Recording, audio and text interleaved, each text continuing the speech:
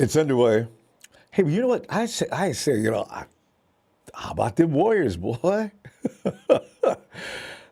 Let us get serious. Fam, the newbies showcasing good stuff. And it's a surprise. Let's talk about any news. Because, any news coming out of the Niners rookie training camp is going to be taken way too seriously, especially since it's the first 3 days of greeting the 2022 draft class. But we are a football-starved unit. We need ball. We need the football now, man. We don't care who it is out there. It's the rookies. Good. Definitely want to talk about them. So, because that's not going to stop us, right? I mean, just Niner faithfuls, we got to whoop it up.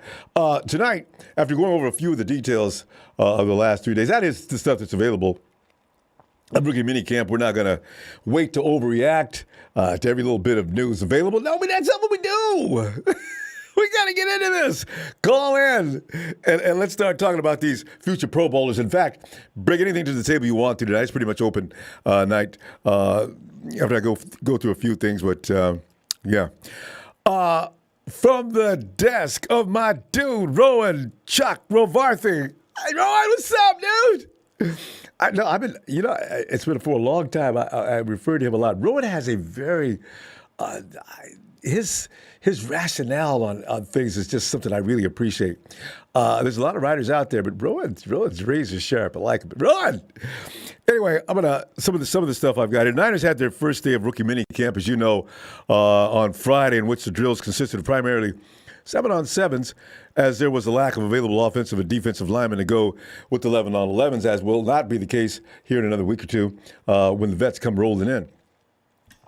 There really isn't much to take away from as far as a football standpoint on the first day of drills, but there are things to get your mind rolling into the seats in the 2022.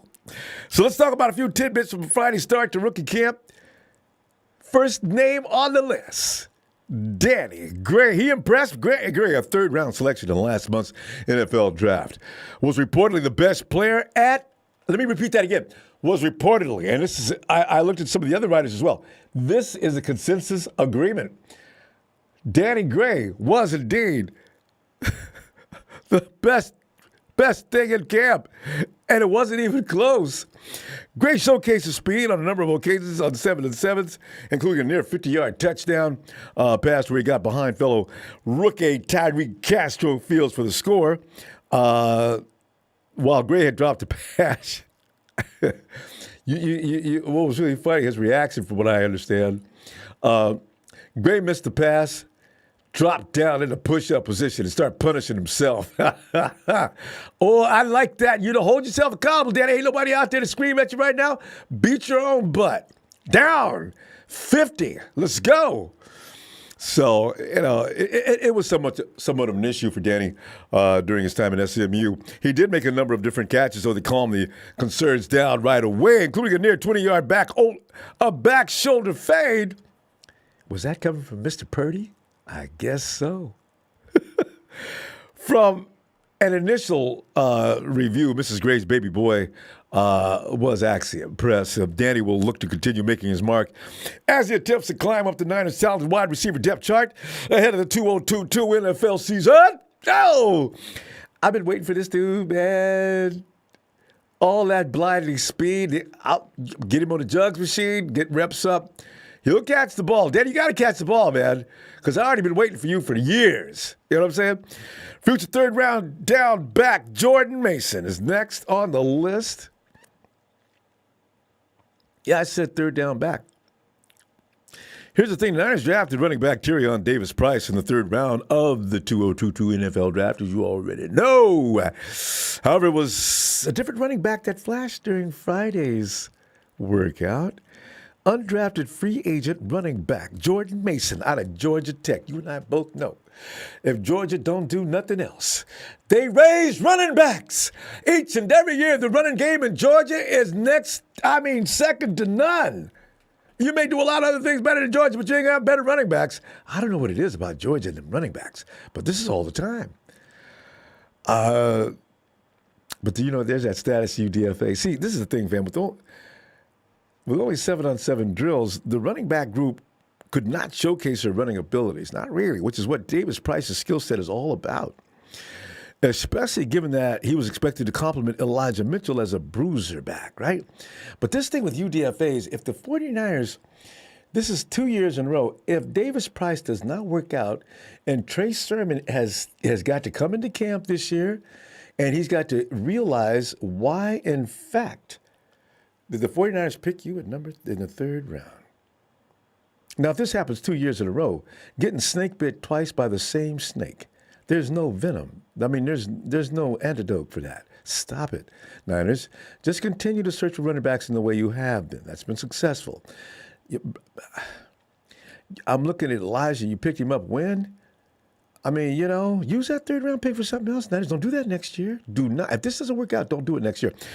But Davis Price, who expects to play the season at 220 to 225 pounds, since he is going to be the bruiser back, did not fare as well in 7-on-7s where he dropped one of the targets on a check down in the flat. Actually, as I said, that's why I call this the overreaction party. No need to get overly stressed about that.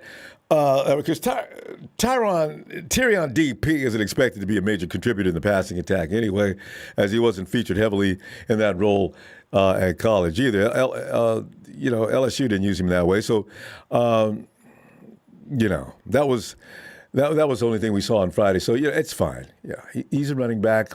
We want him third, second and 2, second and goal. Tyrion hurt somebody, get through there, because that's what he wants to do. He's 220, 220, anywhere between 220, whatever. That's a big boy. I heard he had all kind of mean face out there going on. He's already into character. Throw that boy some raw meat. Come on now. Mason, on the other hand, appeared to move with better route running and had a nice catch in traffic. With the 49ers in need of a pass-catching back, as well as new running backs, Coach Anthony Lynn's affinity for receivers out of the backfield, Mason could look to battle for a spot on the 53 with the practice squad in training camp. And if this day one's any indication, or this past 3 days, it looks like he may be on his way. Is Mason about to be the next shocking kid to enter camp and take somebody's job? Oh, he was a long shot to begin with, right? Anytime you come in as a UDFA, you're a long shot. Normally that you have a look, it's not really taken seriously unless you do something that's, as the coaches look up, he's going,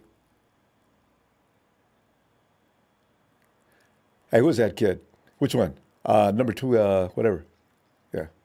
One that just made that run? Or that catch? Yeah.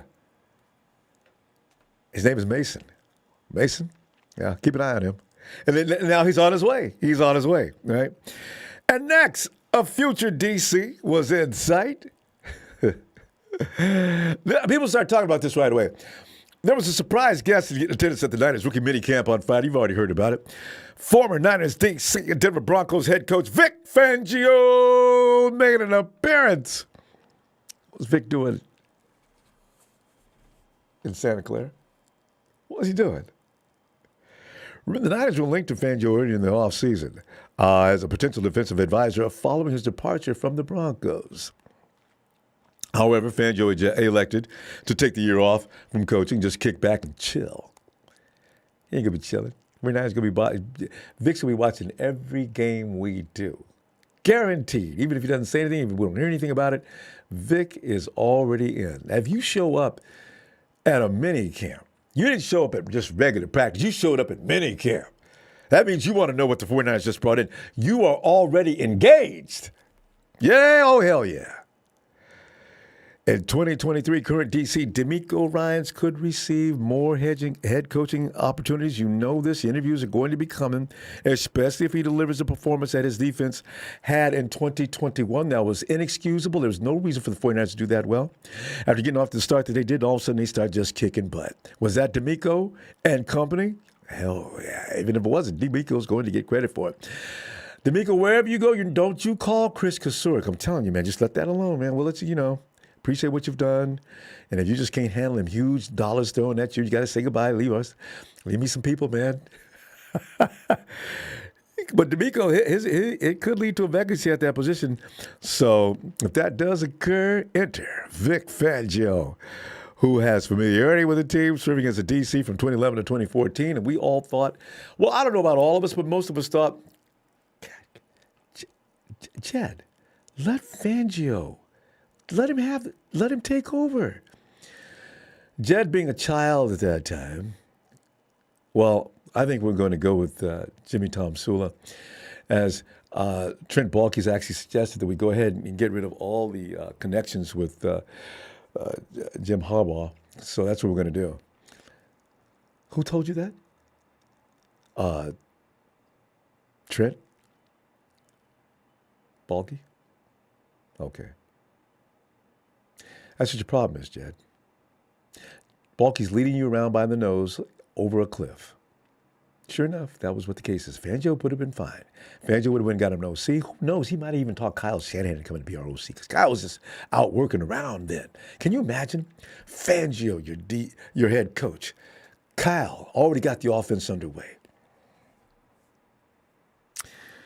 Fangio could use a potential opportunity anyway as a stepping stone to becoming a head coach in a few years, given how good the 49ers defense has been. My only question is, will Fangio abandon the base 4-3-D and install the 3-4? Do we have the personnel that can pull off the 3-4? While much of the current chatter is speculation, it is not out of the possibility that Fangio could have a role with the 49ers in 2023 anyway, especially if D'Amico Ryans departs for a head coaching gig elsewhere next year. Which is when we know, because if we do a great job this year, we're not going to be happy even if Fangio is coming in. I like to leave things alone when they're doing well, okay? That's always been my thing. Some people love to make changes to make changes. Not me. That is stupid in my book. And so, if things are smooth running, D'Amico, what's up, man? I got some interviews. Yeah? Listen, D'Amico, listen, before you say anything else, whatever they offered you, we'll take you at least $500,000 to mill over. Really? Yeah. I thought you guys wanted Vic Fangio. Man, don't listen to anything you see on the media. Dude, you are the dude. You want to come back here at your job. Boy, I'd be delighted. Yeah, I like Vic. I really do. Dude's badass. He does what he does very well. But if we're still cruising along and we're winning, that's all that matters to me. You leave winning alone. You start making changes, and that's when I know what you're thinking. I'm not talking about that. Anyway. Finally, Drake Jackson is delighted to be a member of the 49ers per Cam Inman. Drake is funny, man. Once Drake Jackson showed up at the Santa Clara facility to start his new job Friday, he wandered through the legendary halls of a 5-time Super Bowl champion, and the dude became spellbound. He was like, whoa, where did I end up here, right? His role, defensive end of the 49ers, who held their first practice of rookie minicamp this Friday, as you know. His home office is now Levi's Stadium, Santa Clara, California. Jackson said of the thrilling experience, quote, I was just walking through the halls and had to call my dad. He didn't call his mama. He called his dad. This is crazy just to be standing right here in San Fran. I can't really explain it, unquote. And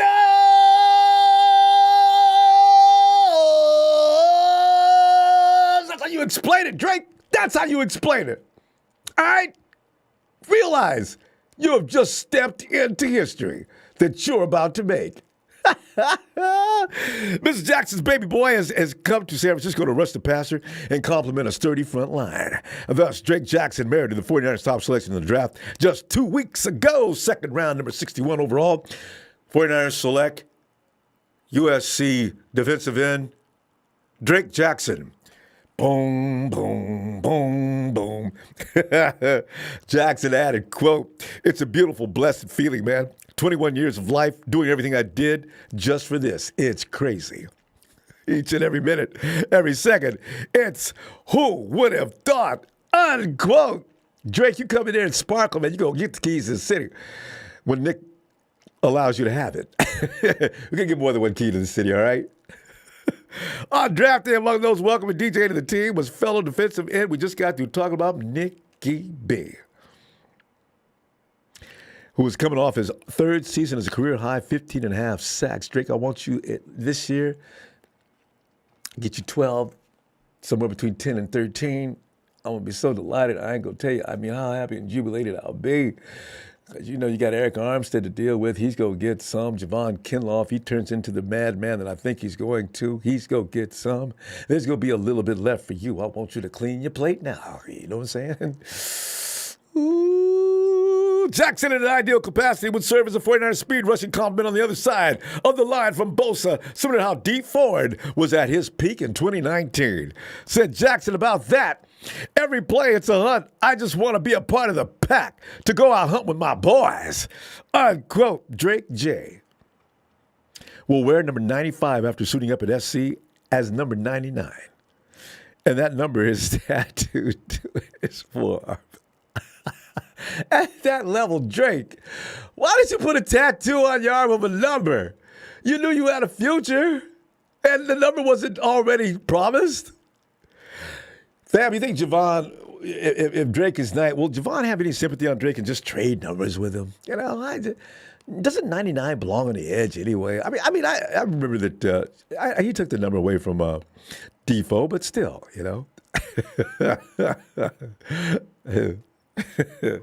That's hilarious. Every time somebody sees that 99, especially Javon, you need to erase that number off your arm, boy. I ain't giving you nothing.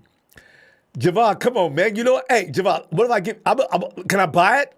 No, you can't buy it. Ball players are silly people, man. You just go mess with somebody anyway, just to be messing with them. Every time I look up and see his arm, I will say something. You still got that on your arm, man. Oh, God.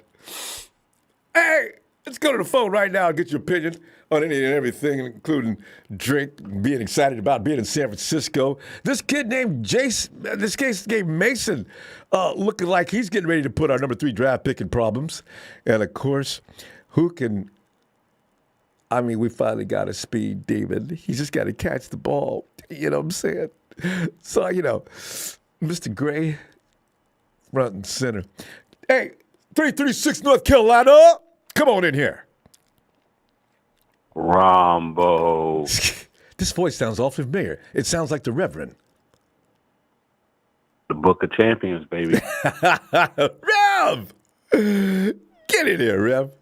Rev, this is like good to hear from you because I ain't heard from you in a long time. You know what I'm saying? I know you got a lot on your mind. You're looking at this rookie class. Boy.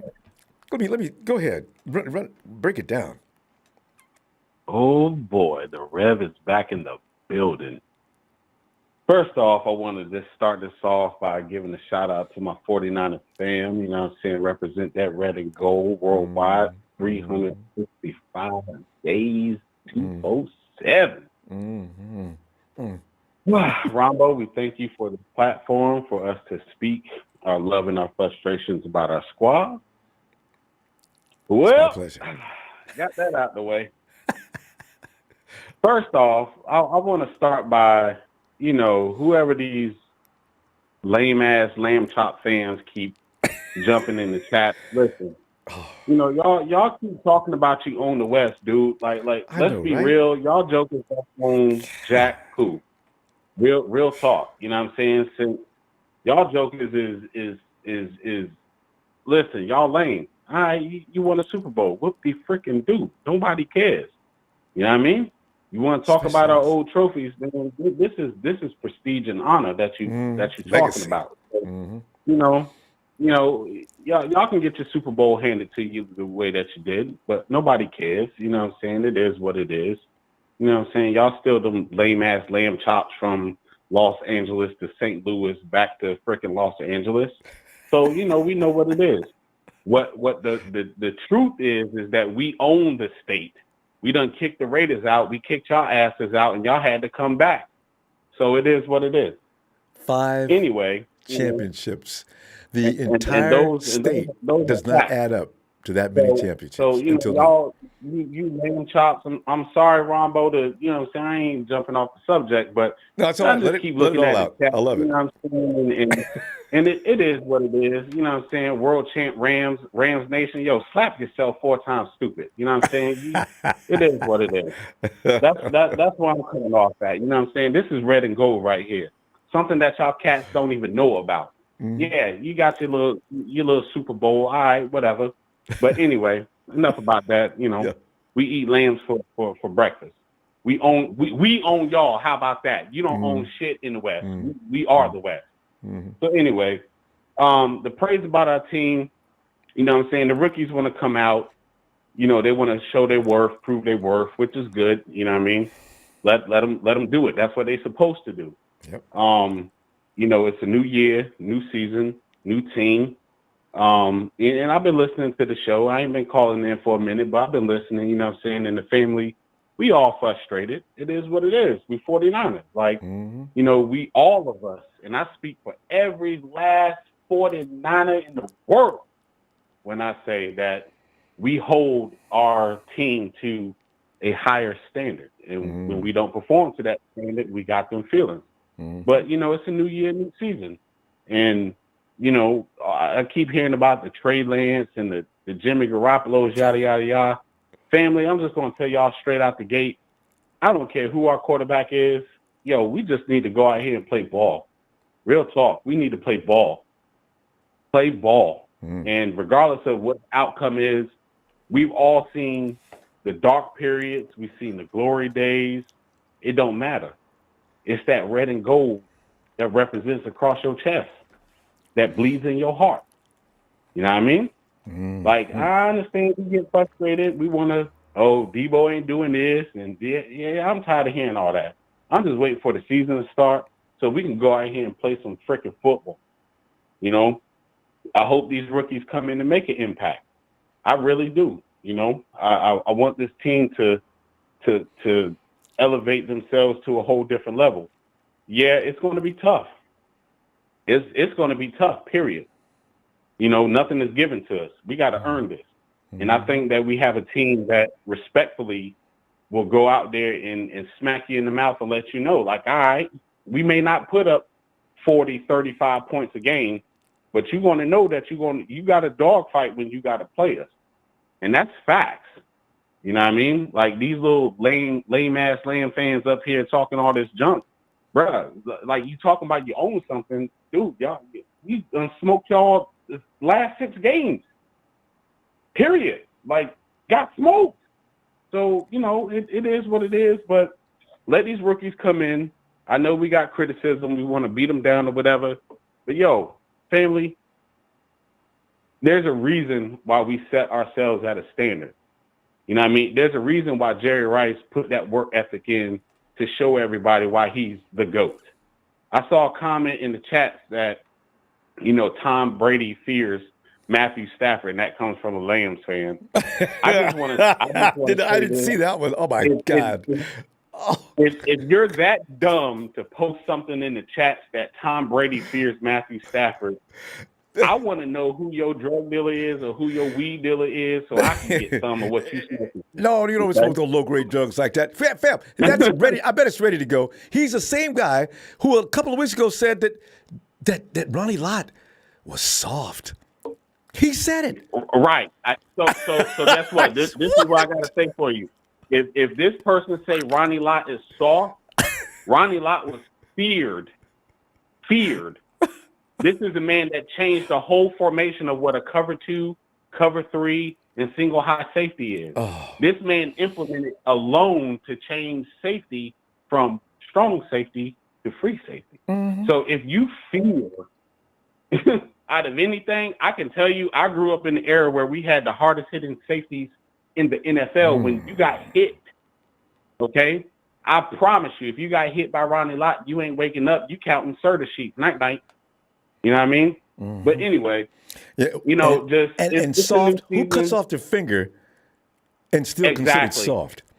Because he didn't want to miss a game. So, my God. You know, I ain't gonna hold it up. You know what I'm saying? The Rev just want to jump in here. You know what I'm saying? I want to send my 49er family worldwide some love. Listen, new season, new team. You know, we know what the goal is. We know what the goal is. You know what I mean? Everybody got their opinions, which is cool. You know what I'm saying? Some are good, some are bad, whatever. But hey, new season, new time. Yo, let's just come out and play ball. You know, Eric Dickerson ran Ronnie Lott. Whoever this marketing pro is, dude, just slap yourself, son. Like you got to be a millennial. Real talk. Like this is the stuff that I'm talking about, man. Like, don't let these little lame ass lamb chops get all worked up, I just man. wish For they'd real, go for real. We know read. what it is. Go read. Find You know out what the I'm saying? history Ronbo, of things. Don't just be talking. God. Exactly. I mean, hell, since 2000, y'all lost 26 times. I want to say since 2000. But you know, it is what it is. But Ronbo, I just want to say thank you, man, for giving us this platform to speak.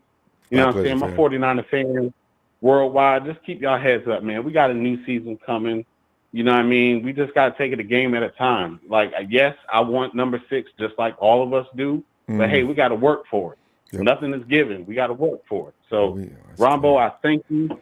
I Thank love Rev. you. Your family out Back at there, you, you know what I'm saying? Yo, just keep your heads up. Everybody be safe, be blessed, be strong.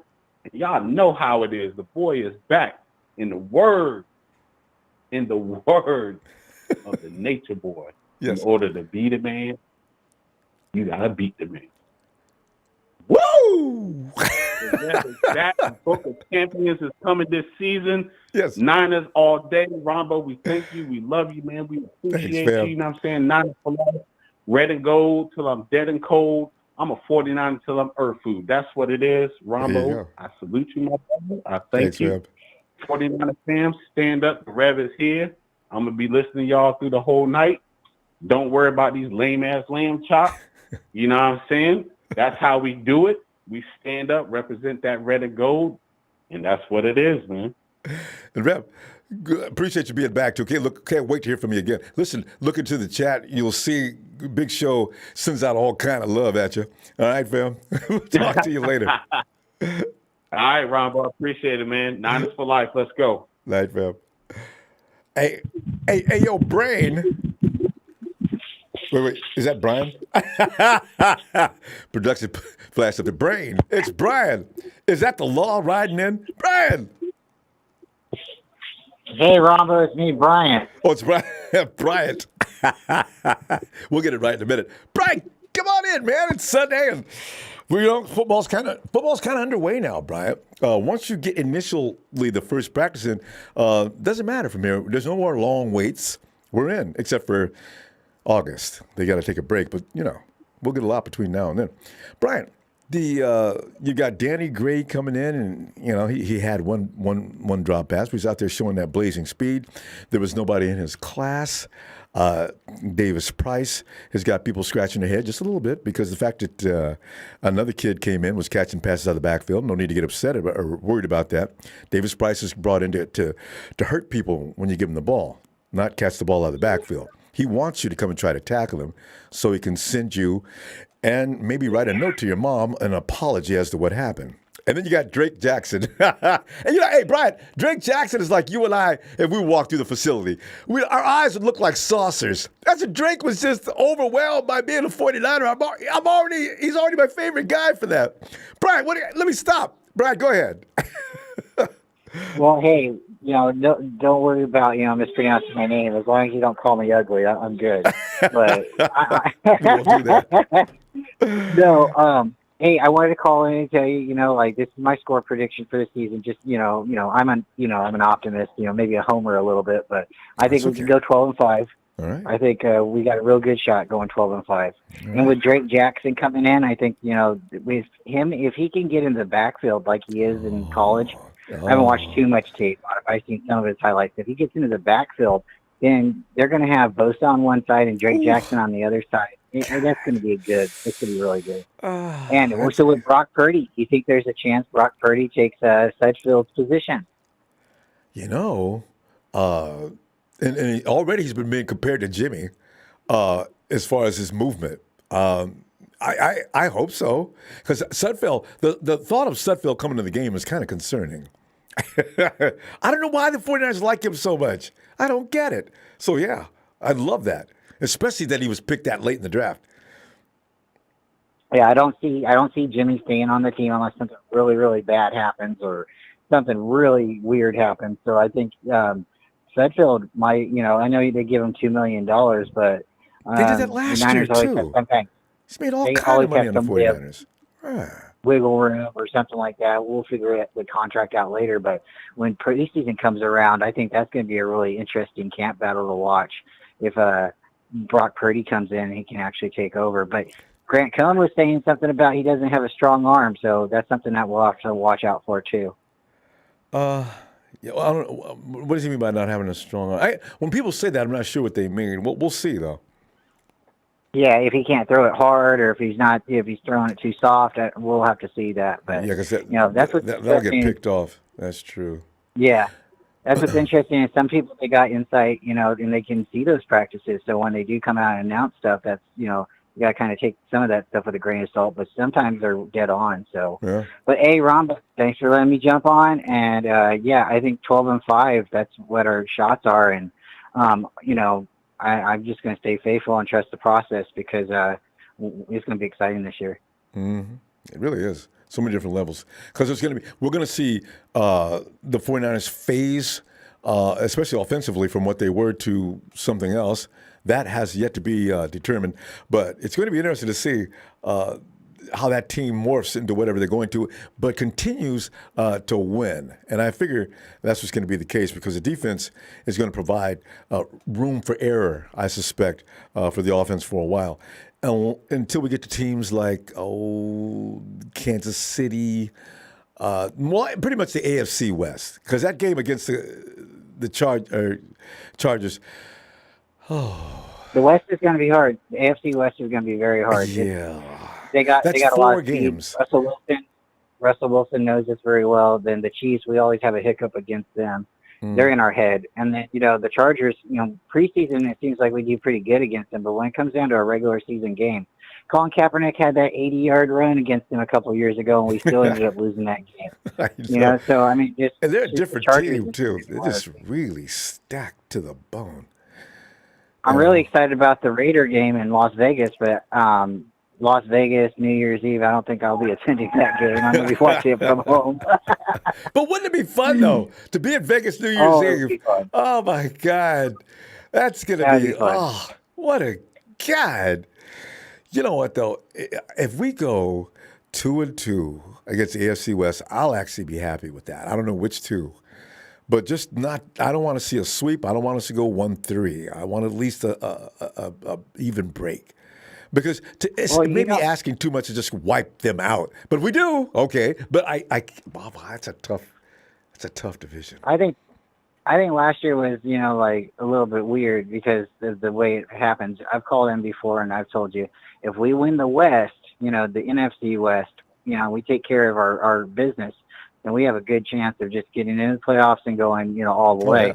Anyway. But last year we only seemed to beat the Rams, and we still made it to the playoffs and almost to the Super Bowl. But this year, if we go 2-2 against them or 3-1 against the AFC West, because they loaded up on that side of the field this year. But I don't know. We'll find out. But hey, thanks for having me on. Team, great defenses.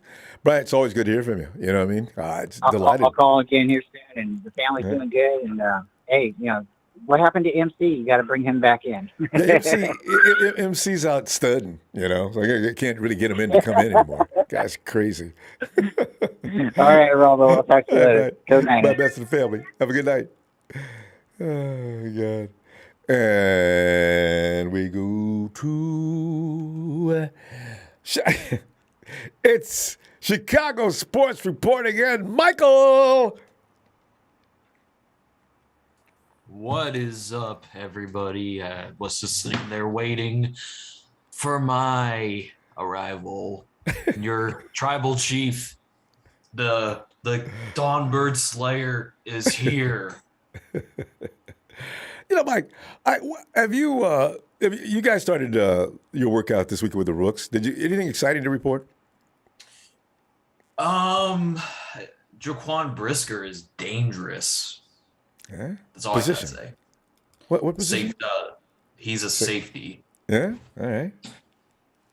See, because these are the observations everybody's going to make, right? I mean, every workout, we got to live it by what the reporters are telling us.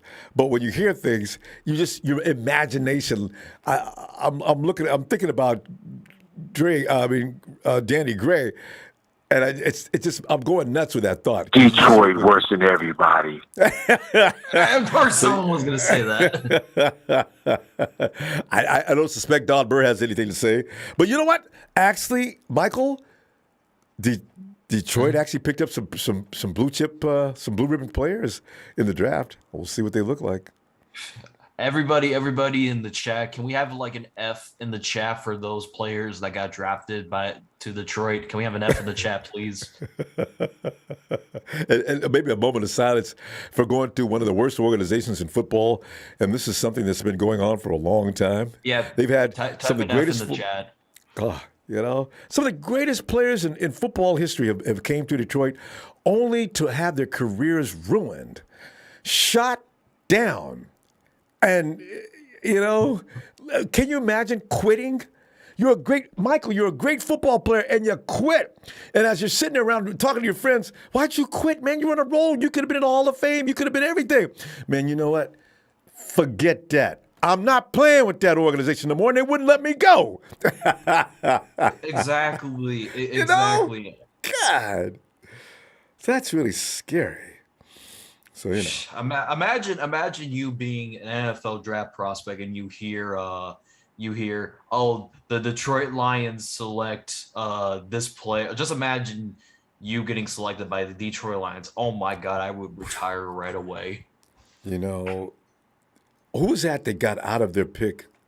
Was it Elway? There was a player that did get drafted by a team he did not want to play for, and he got out of it. I guess if you complain bad enough, it looks bad because you should be grateful to get to the NFL. But if you box so bad and the organization can sense that you don't want to be a part of the organization, they'll let you out of it. They'll put you back in the draft. But you got to wait till the following year to get back in. Yeah, someone told me, at least you're in while you're playing for a poverty franchise on the Detroit Lions.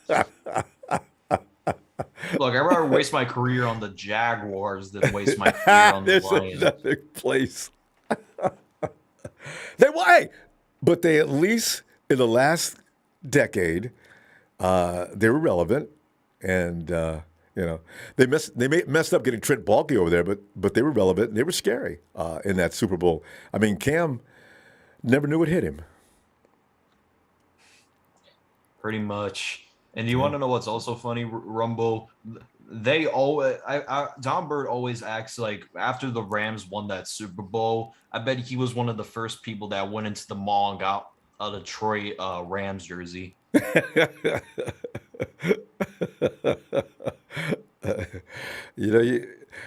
could say, you know what?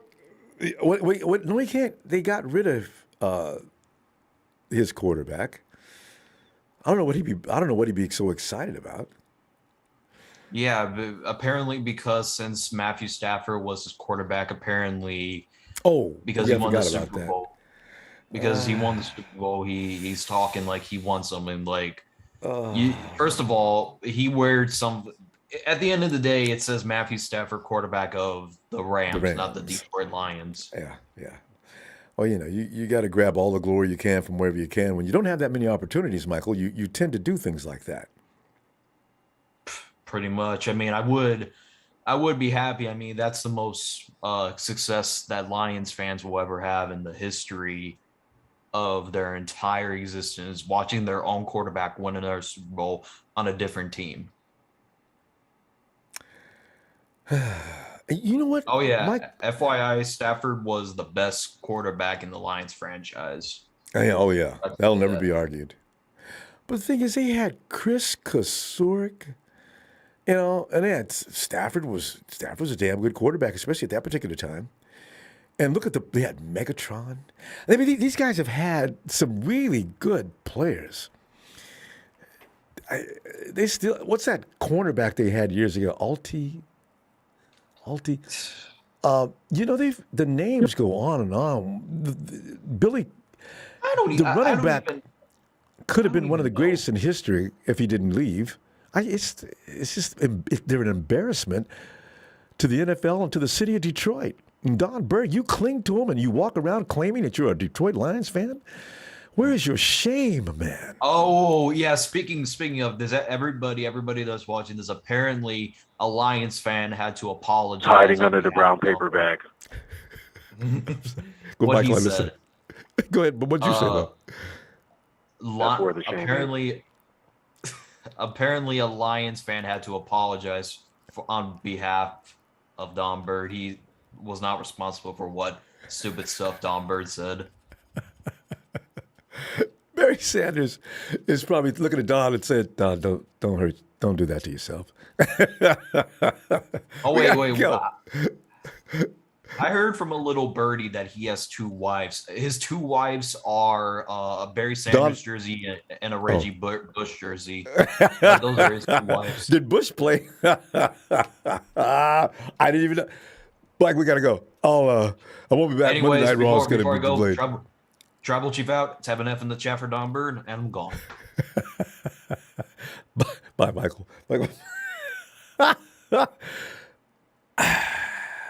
Don, I don't know, man. You know, you should have never made public that you're a member. Okay, hey, Renzo down in Florida. Greetings from North Florida. Renzo's good to hear from you, Renzo. How you doing? Hey, man, just celebrated my 39th birthday yesterday, Ronbo. Oh, Renzo, let me get into it. Happy 90th birthday to Renzo out of North Florida, but he's a 49er fan. Renzo, happy Niners!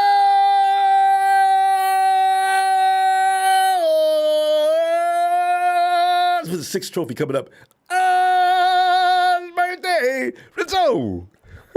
Hope you had a good time yesterday. Oh, man, I went to this place they call Top Golf and got to hit the little golf balls. Oh, man, that was fire. I know that is fun, huh? Yeah. I really love doing those. I don't talk about it anymore because people say, why don't you go out to a real golf course and you get up at 5 o'clock in the morning? Remember one thing. Nah. I'm black. I don't do that.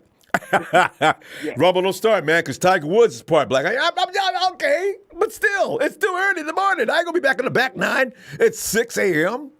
The birds ain't even up yet. I'm like, no, I'm good. No chirping. Yeah. Oh. So, But anyway, hey, Renzo, we just had the rookie shaking the cap. So football season is pretty much the starter has begun. Do you have any comments on what you heard out of rookie camp with Drake and Danny Gray? I've been hearing this guy Danny Gray out there cooking people, man. I heard he's a real teaser, man. I'm like, okay, making some nice catches. Yeah.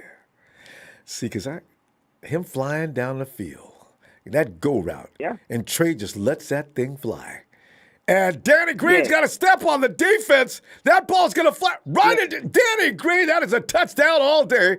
49ers are leading 21-0 against the Los Angeles Rams right here in SoFi Stadium. I can't wait to hear that.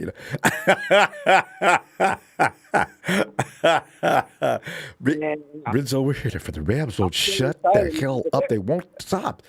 God. Hey. But you know what's kind of concerning, man? Our center, man, is Matt is this it, or he gonna give it one more run? Oh, I wish you know what's so bad about that, Renzo? Why nobody will say anything? That's a bad sign. I don't think he's coming back. If I had to bet on it, I'd say he's gonna just fight. Well, why is he waiting so long? We need to make accommodations, Alex. We love you, man, but you got to tell us what you're gonna do. Yeah, like, bro, if this it, just go and let us know. Sit it on down so we can make plans for somebody else, But I think they're going to, though. I think they're going to go ahead and make plans. Jake Brindle's up. I think they're working on the new kid they just picked up in the draft, Nick Zeke Sakel. I think they're working on it right now. They're not going to wait for Alex to make a decision, and they need to groom somebody to get him ready right now anyway. So. Yeah. And two, Ronbo, I'm very excited about this cornerback room, our defensive backs room. Wait, is Jason Verrett gonna, you know what I'm saying, get back in the starter lineup? Or? I don't know. I don't know how much recovered he is from last year's. I don't even know the severity of that injury, which they never really indicated. So I don't know if he's ready to go. The 49ers did re-sign him though. I was like, man. I was like, it's just. Oh, and we got Donovan West. Thanks, Danny Young. We got Donovan West working at center too. So he's. I got my work schedule for the whole year, man. I'm trying to get to either that Atlanta or Carolina game, and I'm like, gotta try to work some days so somebody take a day for me. Renzo, go to Vegas. If that's the game. My problem is Vegas and me. I stopped doing Vegas a long time ago because I lost my shirt. I went home butt naked. A game from. I just knew the Cincinnati Bengals would lose. Anyway, I lost everything. I quit. I don't gamble anymore. So but that Vegas game, you could take it to shows and then watch the Raiders play the 49ers. That'd gotta be a fun night. Mm-hmm. Hey, but I kind of like our schedule though. I think we get like 11 or 12 wins possibly. Needs to be double digit to get in the playoffs. Yeah, it's got 10 as a minimum, and you'd be lucky, but it depends on how things go.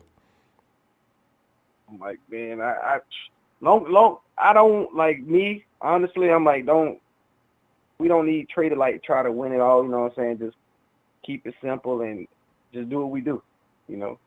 Yeah, and not to worry on that. Kyle's offense is designed so the quarterback is part of it, but he doesn't do all the heavy lifting. The receivers have to know damn near as much as the quarterback because there's spots you need to be in Kyle Shanahan's dynamic way of setting up offensive plays. This is why, actually, a lot to do why Brandon Ayuk was in a doghouse beginning of the season. From what I understand, he needs to get into the playbook. He needs to know his spots. There's a lot of things you got to do. There's a lot to digest in Kyle Shanahan's offense on both the quarterback and the receiver. So as long as Debo's out there, he'll be fine because Debo's polished fed already. Ayuk he's catching on fast now, and Jawan Jennings looks solid. We got to get Danny Wright up to speed, but for the most part, it's mostly about assignments and critical timing, and that's all. And we got a run game. That's why Kyle Shanahan keeps a solid run game. That'll support things. So Kyle Shanahan's system is built so one unit supports another. If we're not doing well here, we'll do well here. If we're doing well here, we'll work that to death. If we're not, you keep doing those things. His mind is like a steel trap when it comes to football. Yeah, I think Kyle will figure it out. Then too, we got Anthony Lynn. I think he'll keep it. I'm saying, keep it all in check. Him and Kyle will figure something out. It's just that run game. I can't wait to see what flavor he brings to that run game. game. What's going to be a good game though when we play the Dolphins? I cannot wait. You should go to that one because you got Mike McDaniel standing over there. Kyle, come on in. I know you, Kyle. Don't get mad. That's going to be the game of the year, probably. Boy.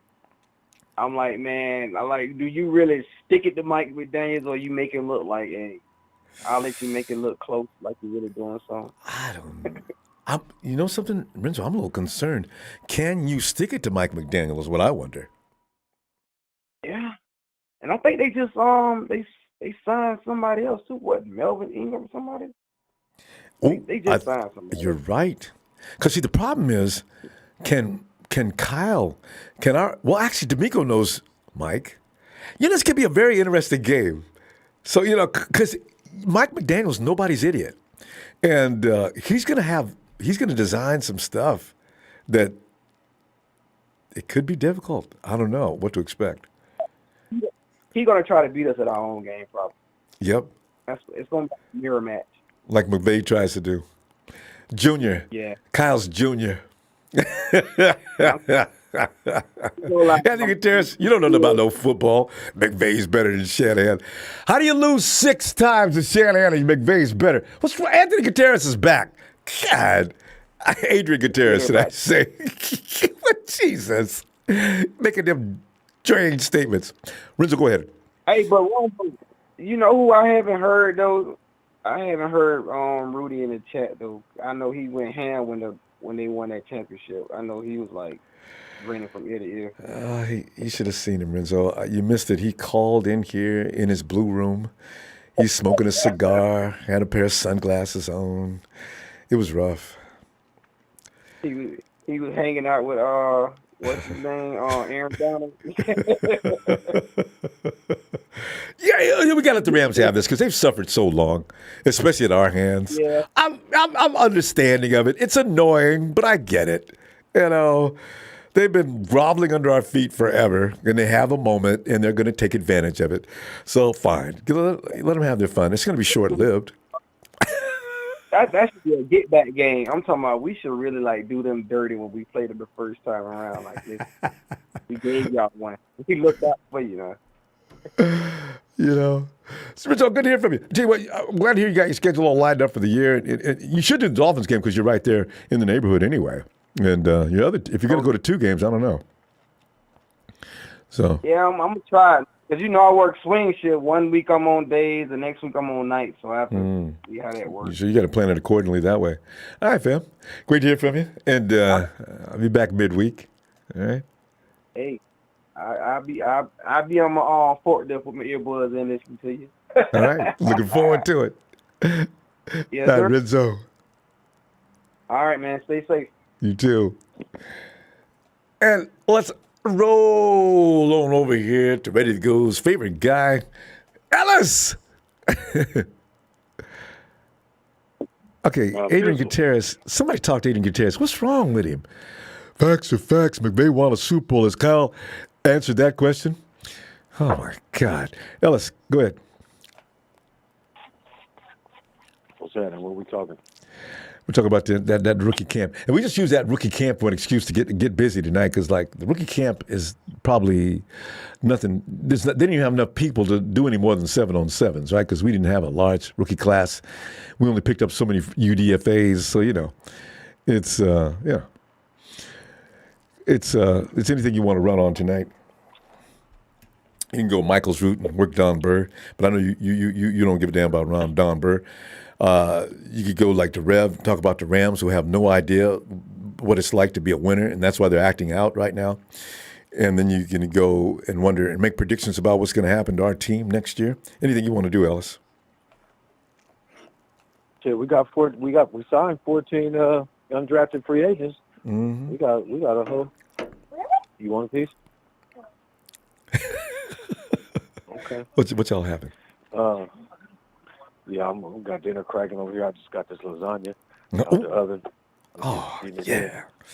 Especially when it's done right. Yeah. Love it. Stacks of pasta, Yeah, man. sauce, meat, cheese. I had to make 2 dishes. Yeah. I had to make two portions. You need now and later. Sometimes lasagna goes quick, man. Yep. Because people, it's that good. if you was in our house, that 2 dishes wouldn't work. You'd have to have 3. Because you got too many boys in the house. All of them has got no manners. Boy, what you doing, man? You cut off half the lasagna, you put it in your plate. No, you didn't. Take it. Give me. Oh no, give me that plate. Moms just come back and take some of that stuff off your plate. But You eat it for breakfast, lunch, and dinner. You know what I'm saying? So there we go. Microwave makes everything fresh. I'm tired of nuking it, man. I'm trying to get away from that. No, I mean microwave. To be honest, I cooking reheat it back on stove. No, but cooking in the oven first. But when you reheat it, you bring back its original form. As long as you don't go over 15, 20 seconds. Yeah, I got to put it on the stove. Put a little bit of water on it. Then you can do that. You know what I'm saying? So it can get the moisture and stuff like that, and reactivate it like it's fresh out. Because that microwave would take a lot of the. You know what I'm saying? Anyway, but I'm looking to really see what we can do with this offense this year. I think the defense has already been solidified. We just went and a crazy overhaul on the defensive line. I know. It's the best way to you know, our describe it, secondary. Crazy. Yeah, especially on the, you know, of course, the D-line is what we bolstered up and went real crazy on. You know, we got mad depth there, which is what we do pretty much every year, and it's really been it's really been a safety net for us on the, you know, defensive side. Even when you know, the corners have been, you know, a little bit. Well, you underline the reason for that too, because if your secondary is okay, not big time playmakers back there, but they're okay. Now, if you've got a frontline defense that's killer, see that makes that secondary's job a lot easier, right? That's what they're thinking, and I like that idea. I've always liked that idea. Yeah. I guess they kind of, you know, well, and we did do an upgrade on the corner edge side of the ball. We already love, you know, Emmanuel Mosley. He just, you know, we haven't been able to get a full healthy 17 game season out of him. And you probably won't this year either. But you got Ambry Thomas waiting in the wings, and I like that idea. Yeah, and Tarvarius Ward, you know, which I'm, you know, anxious to see what he looks like, and then if we can end up getting a nice rookie, you know, acquisition, whether from the draft or undrafted, you know, that'll just make it a lot better because the depth is going to be everything. You know, Womack, I guess, Danny Gray's been lighting up everybody. I know. Don't blame Minicamp so far. Don't blame my guys. Yes. Danny Gray is going to do that to a lot of people. So. For sure. So and that's exciting. You know, I know they're giving him extra reps and stuff like that, so they can really see, you know, his consistency and stuff like that. Because I think he's going to be a weapon that we utilize straight out the, you know, gate. If I'm being honest, but that's good with me. I like the center position. I like the offensive line. That young, that offensive lineman that we drafted. What was he in the 5th or 6th round? What's his name again? Nick. No, not Zakel. Burford. Burford. Yeah. Burford. Yeah, he looks good. He looks like he's in some damn good shape already. He's already, you know, hubbed and, you know what I'm saying, being as big as he is and stuff like that. Dude's got he's got a base, don't he? That dude is big from the waist down, and all, you know, an offensive line already big, I bet, but you ain't gonna be able to move that tree. Oh, that's gonna be good. He's in really good shape for an offensive lineman. If I'm being honest, just the way that he looks, his structure and stuff like that. So I look for him to be, you know, somebody I think who gets, you know, definitely gets some play this year, and hopefully the flexibility with him being able to play more than just one position on the offensive line is something that we can benefit from. You know, that way he's already getting reps, you know, because we're going to need him to get reps. I think he's going to be one of the guys we end up having that we can benefit from in this last, you know, 2 years worth of draft picks. Not saying that he'll be better than or will surpass, you know, Banks and our other guy that we had last year, but it's kind of looking like he might be more utilized straight out the gate. Yeah. We don't know about Banks. No, that's what I'm saying. Yeah, you know, Banks, but that's what I'm saying. I don't want to downplay him, but no, I know. He's got to look good, or we got a problem because we got rid of the last guy that was solid over there, and Banks has got to at least do some percentage of quality from Lakin Thompson's book, please. He better, or shit, put Burford in there, train, you know, coach him up. Show him the position and let him take over. I bet you he'll do it. I bet you he'll rise to the occasion, and it won't be too big for him. And he's already in good shape, so it won't be a matter of him not being able to get up to game speed. You know, to me, he already looks like between now and when the season starts, he'll have everything that he needs. You know what I mean? Yeah. We just can't afford to be having everything be put on, you know, Aaron Banks' lap, and then him be the guy that we just got to completely trust in, and that's just going to be it. So I'm hopefully Burford is getting some training behind, you know, or with Aaron Banks, because we're going to need that depth on the O-line. That's what I'm mostly concerned about at this point. Everything else I think is solid, period, on both sides of the ball. It's just that offensive line depth and consistency that we're going to be, you know, definitely needing more than anything with this lovely schedule we got coming. Prepare yourself because it's going to take a while for any offensive line. They got to work together for a while before they get it down to timing. Everything's got to be right. They got to understand each other, got to know each other, how they move. It takes a minute. We'll get there. Yeah, we got Devontae Adams and Devontae Adams and Chandler Jones on the same team. When we play the Raiders, so that'll be an interesting. That'll be an interesting matchup. You know what I mean? No, it won't. I'll be worried to death all week long. I look forward to it. Yeah. Okay. It's gonna be all right. We got it. We got this. Ellis, tell you what I'm gonna do. Then I'm gonna see you midweek, probably around Wednesday this weekend. We'll Monday Night Raw. So we got things to look forward to. You got to watch that. Watch out for that. Wow. Look at Ellis is in the middle of a chew. I love it. That's bad. You already know. Ellis, get back to the squad. Pardon self. Yeah. But we're gonna be on for sure on Sunday though, right, Ronbo? Sunday. Oh yeah. Today is Sunday. We'll be back Wednesday. It's my birthday on Sunday, man. Oh, of course. It's my birthday Absolutely. on Sunday, man, so all right. Please don't call in. Please don't call in that day. We can definitely be here. All right. Looking for you. Yes, sir. Peace and love. Peace and love. Thank you, Brother Ronbo. Make sure y'all hit the like and subscribe, man. Let's run it up for Ronbo, man, the platform. Shout out to all the fellas and the ladies out there, man, the Niner faithful. And shout out to Tony Wright, man, the only acceptable outsider in this chat and is a part of the family. The rest of y'all, you know what I mean? You know what it is. I tell you, we do. All right, man. Finally. And finally. The road Rod, you're supposed to wait till I break, Jim. All right, fam. Wait, Rod, you gotta wait a minute.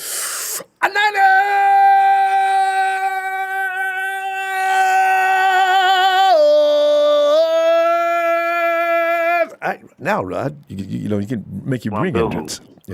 Finally, the rod has come back to Ronbo Live. It has been a while, Rod. How you been doing? Man, tired as hell, Ronbo. These things they call jobs, bro. I know, Been wearing a brother out. Wouldn't it be nice if the world wasn't designed and set up like this in the first place? Absolutely. Get up and go to work. Damn. Every day? Yeah. Well, hey, man, I ain't going to let nothing come between me and Ronbo Sports. You heard me? Hey, glad to hear it too, fam.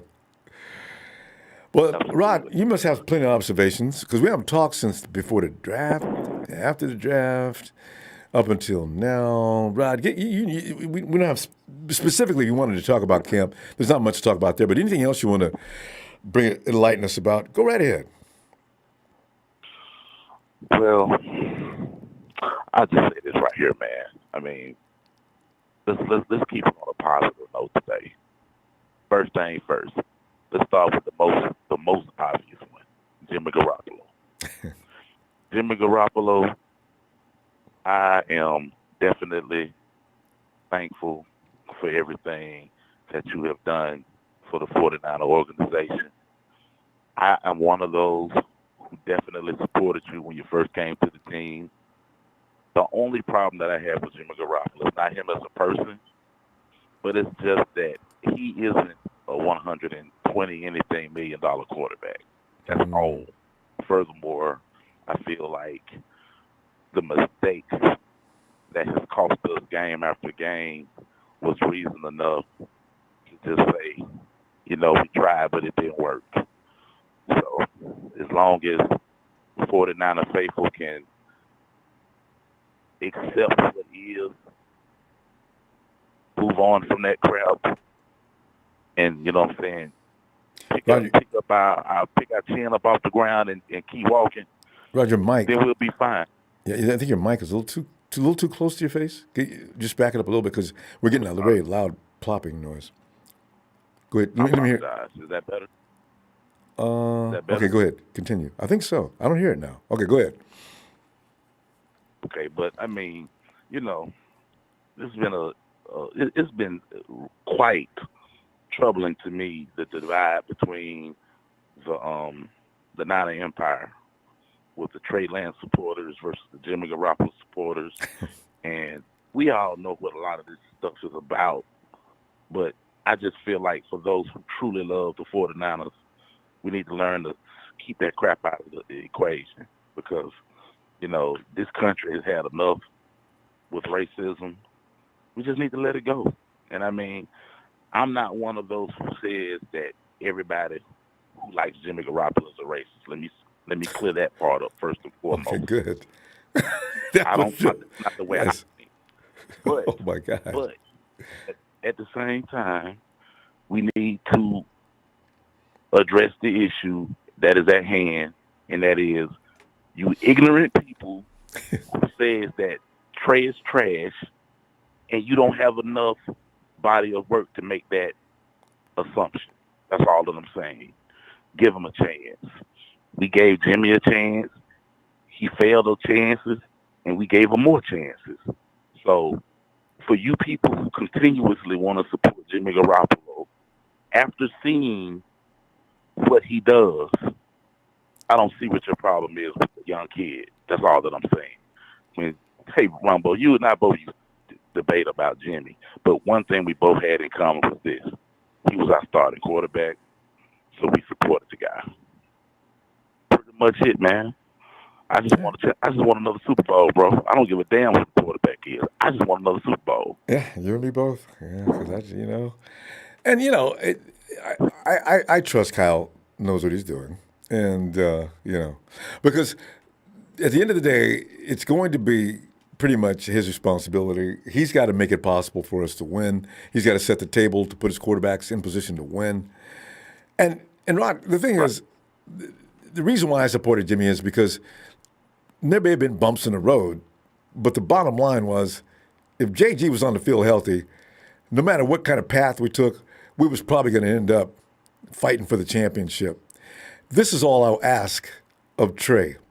You got to get to the party. Now, once you get to that big-time party, winning is the next thing we want. Jimmy, regardless as to who you want to give credit to, with Jimmy, we got there.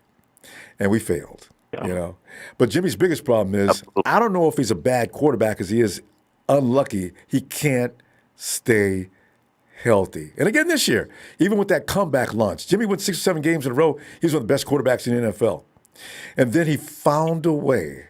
And I don't know, I don't want to be like everybody else blaming him, but the accident bug got him, and we lost after it was too late to get hurt. He got hurt. Damn it, Jimmy. So, because you know what? The Rams would have never beat a healthy Jimmy Garoppolo. Ain't no way. And I tell you what, Ron, that Super Bowl would have been ours. Tell you what, Ronbo, to be honest with you, I honestly think that the injury bug is what stopped him from being able to be his best because, Ronbo, you played football before. It's just like being in a car accident. Whenever there's a car that's going fast and there's a possibility of collision after you've already been in that accident, the only thing you do is start backtracking to the last accident. Maybe that's what his problem was. I don't know what it was, but I know that when he first came to the 49ers, we went 5-0. I know when he was on the field, we were all in a good mood because he was our leader. The problem that Jimmy Garoppolo's had at the end is just simply been throwing it down the field. And I don't know who to blame for that, but whatever the case may be, we got to move on from it. I made a point to you a long time ago about, when we had Jeff Garcia at quarterback. Good quarterback. Wasn't the problem that he couldn't quarterback, it's just he just couldn't get us over the hump. So let me just put away about me, how I feel about Jimmy. I don't have no animosity towards Jimmy. I just feel like it's time to move on. I do know one thing, though. If that's Trey Lance, I don't know. It could be. Because the thing is, you look at Aaron Rodgers, you look at everybody not named Tom Brady. Chances are, it's almost a coin toss. Once a team gets to the Super Bowl, because you look at Aaron Rodgers for over a decade has been trying to get back. And this guy looks like the premier quarterback of the NFL every year, even better than Brady. But when he gets to the big show, something goes wrong. You know, you look at Drew Brees. How unlucky is New Orleans? You know, they get there and something takes it away from them every time. You know, you look at the Hawks, and I hate to give them respect, but the Hawks could beat your ass through the regular season, but when they get to playoffs, they're not going anywhere. So this is a thing that's just a phenomenon that I think God has gifted certain quarterbacks that are going to be Super Bowl winners, and everybody else is just going to be the other guys, you know. But there's only going to be a few, you know, Super Bowl winners. Well, Ronbo, I know we got to hurry up and get off, but let me just make this last quick point, and I'll give it to you. I was watching Grant Combs this morning, and the guy made an excellent point. You know, Al Shanahan once had RG3, who he rushed into it. Mm-hmm. We're all wondering why people keep making the comments that, well, if he's so good, then why don't he get a chance to play? Because Kyle is still in the lab. He's still in the lab trying to make sure he got all the bugs worked out before he put this boy on the field. Yeah. So, I mean, bottom line is this, man. Kyle has made his decision. The organization made their decision. They invested 3 picks for this guy. So, I mean, let's give a guy a chance before we say he sucks, okay? I have to listen to y'all talk about Kaepernick. How he sucked. He got us to a Super Bowl. He got us to a Super Bowl like Jimmy. Right. You same folks that love Jimmy say Cap sucked. You're never going to get the entire Niner Empire to agree on no quarterback. This goes all the way back to when they first started winning it. Joe Montana versus Steve Young, and on every year. It's always going to be like that. That is never going to change. Doesn't matter who the quarterbacks are. There's going to be that contingent that doesn't like the current quarterback. There's going to be that contingent that doesn't think the other quarterback should come in. That's next year. You can have if Sudfeld looks any kind of way and Trey struggles, people are not going to wait. They're going to go after Trey immediately. Meanwhile, Jimmy's going to be off in another city, and people will be saying, see, you should have never got rid of Garoppolo. It's coming. Just brace yourself, right. And hopefully Trey's going to win. Right. Yeah. You know, avoiding it, man. It really isn't. But, Ronbo, I tell you what, man, bottom line is this right here. We still the faithful. Yeah. Regardless of who quarterback, regardless of how good they are or how bad they suck. Niners all day, baby. And that's what we do, Rod, because we love the 49ers. So, you know. That's it. That other stuff comes with the package. All right, fam. Good talking to you, Rod. I ain't talking to you so long. Can I get on Raw tomorrow? No, but Monday Night Raw. We're going to miss Monday Night Raw this week, but be back for midweek Wednesday. Midweek Wednesday. Okay. All right. That's what's up. We'll do the Rod Show SmackDown, baby. Give me that exit to the door, man. Ready? Niners!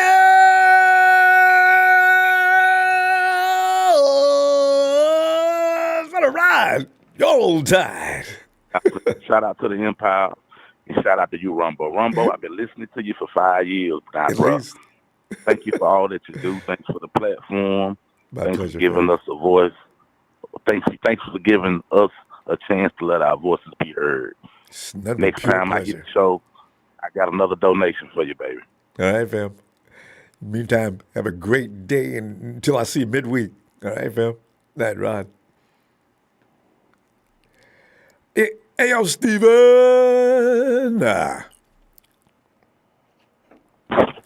What's up, Ronbo? Steven, man, we're using any excuse to talk football, man, because the 49ers have just opened minicamp, and there was really nothing to see other than Jordan Mason looks like a good back coming out of the backfield. We knew that Danny Gray was going to be a bullet as soon as he left the line of scrimmage.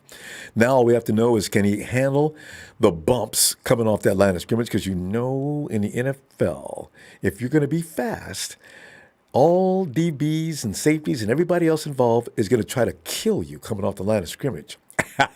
Danny, get ready. He already knows. And, of course, you got Drake Jackson. I'm loving Drake Jackson because he comes in and he's respected. He's respected. Unlike the Los Angeles Rams, Steven, Drake Jackson respects the red and gold. He was red and gold, now that I think about it, when he was at SC. Ain't he? That's right. SC is red and gold. Just a different scheme. But Steven, what are you thinking? Anything goes tonight too. Oh man, I'm kind of shocked. No one. I mean, it's not a draft pick per se, but I'm kind of shocked. No one's talking about the hype around Ray McCloud getting picked up by the 49ers.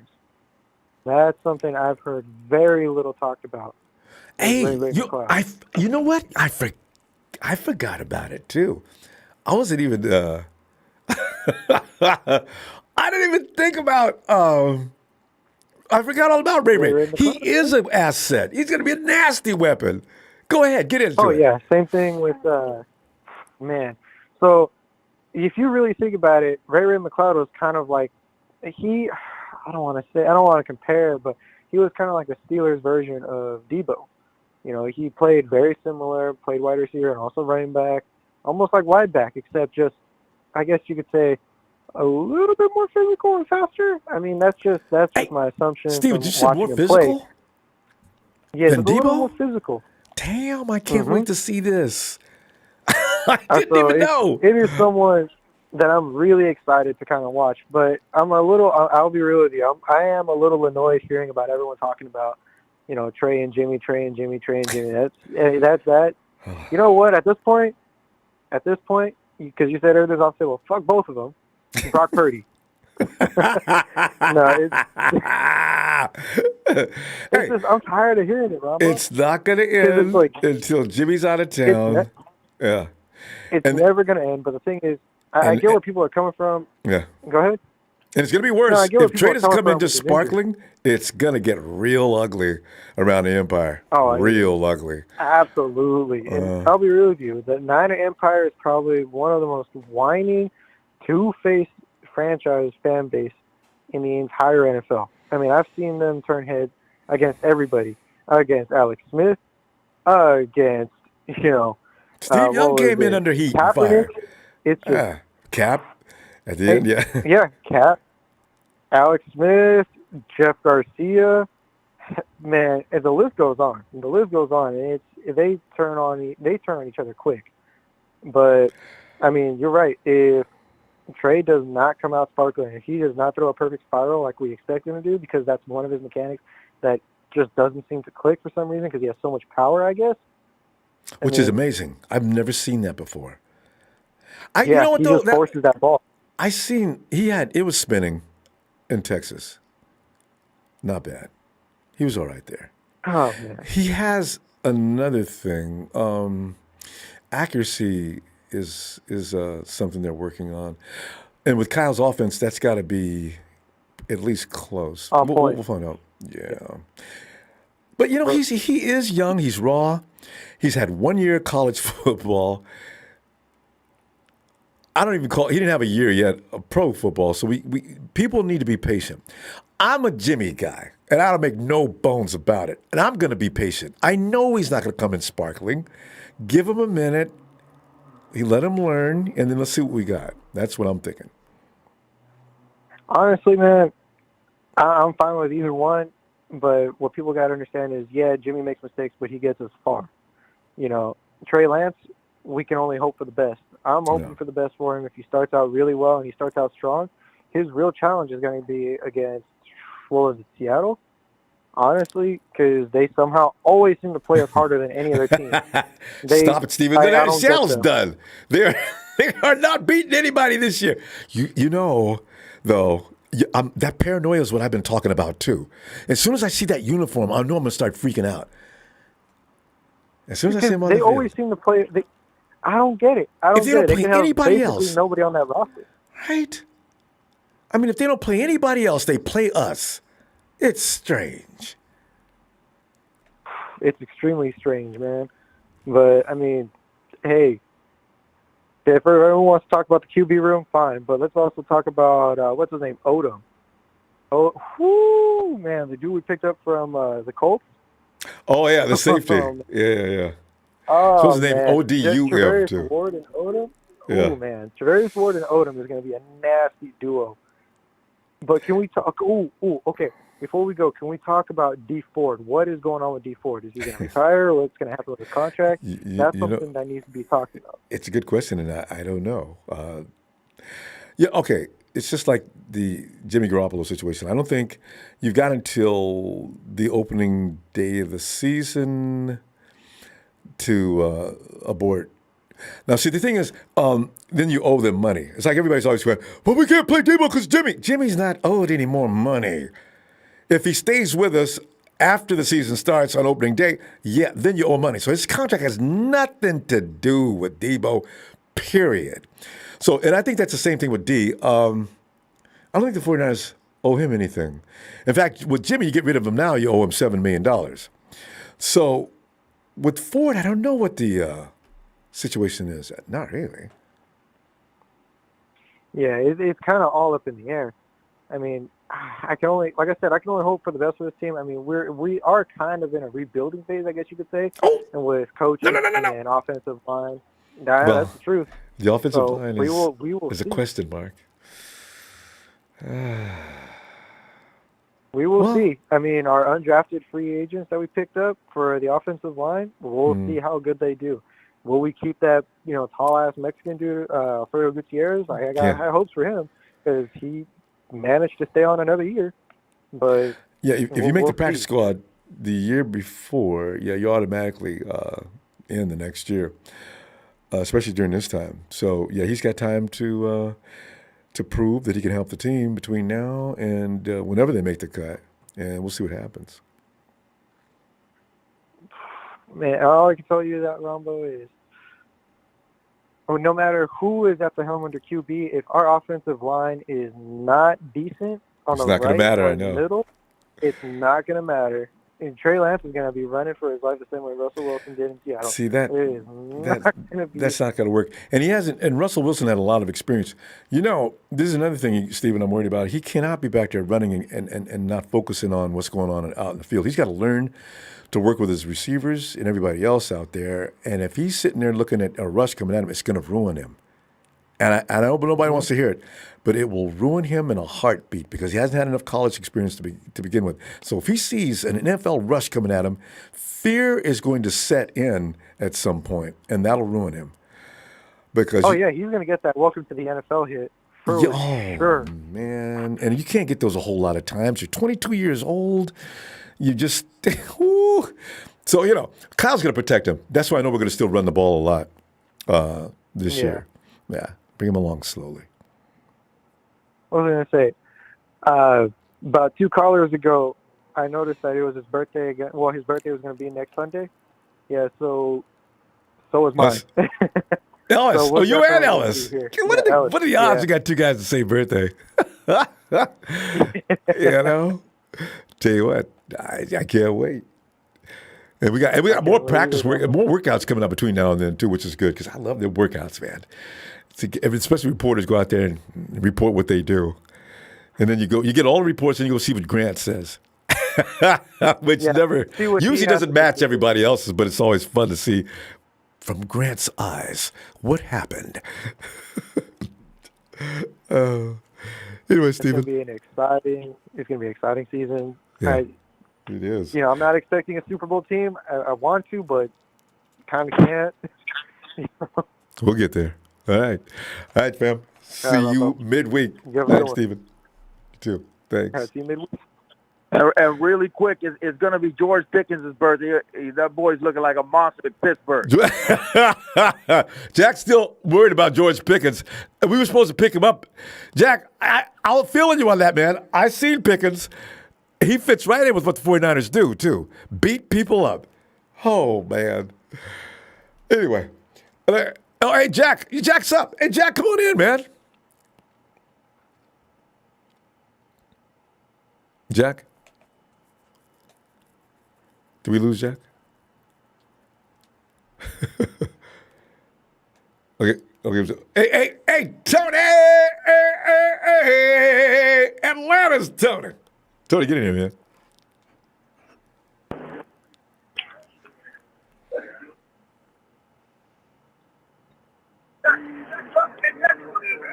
Tony? Bravo. Hey, there you are.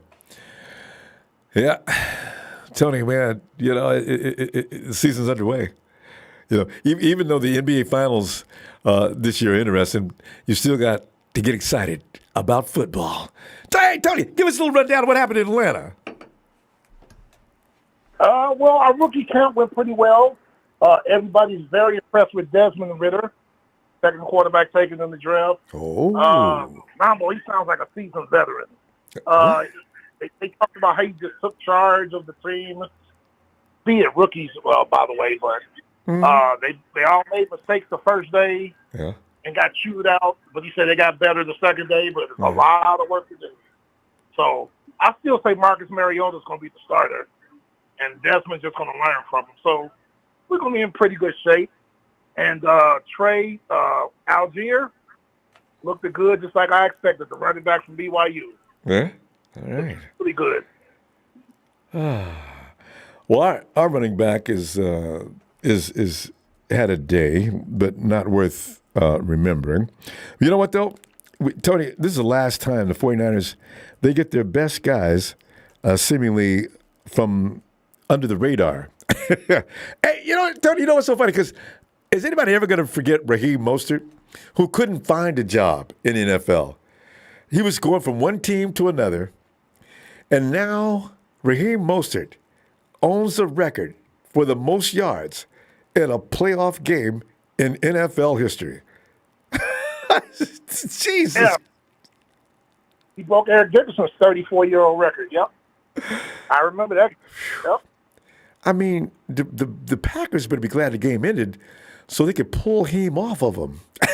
They couldn't stop him to save their lives. Just give him the ball. There he goes. It's another 15 to 20 yards. The Packers better be glad the game ended, or Raheem would have had 300 rushing yards. No one had 300 rushing yards in the NFL game. Adrian Peterson, 296. It's a high. Yeah, Peterson.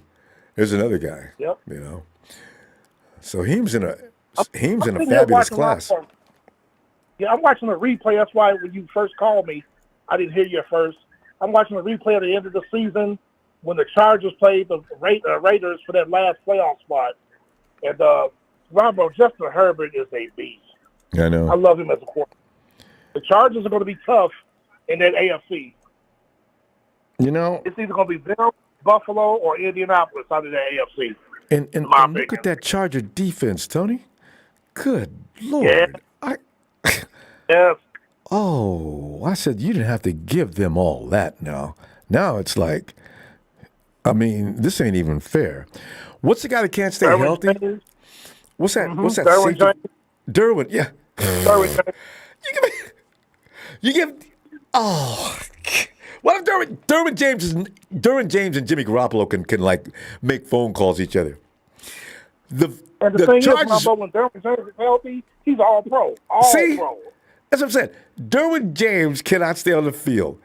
Jimmy Garoppolo, same thing. Last year, you know what? He's never going to make it through a season. We got to get another quarterback. So I think Jimmy's sitting there thinking, I mean, because the Rams can't beat the 49ers when Jimmy's healthy, right? And Jimmy, we'd already beaten the Cincinnati during the season. So if I'm Jimmy, I'm sitting back there thinking, freaking, what do I got to do to stay healthy? It's not going to happen. Probably by now, it's probably psychologically, it's in his own head. Because, that was the 49ers Super Bowl to win. Yeah, we should have got with Matt Ryan.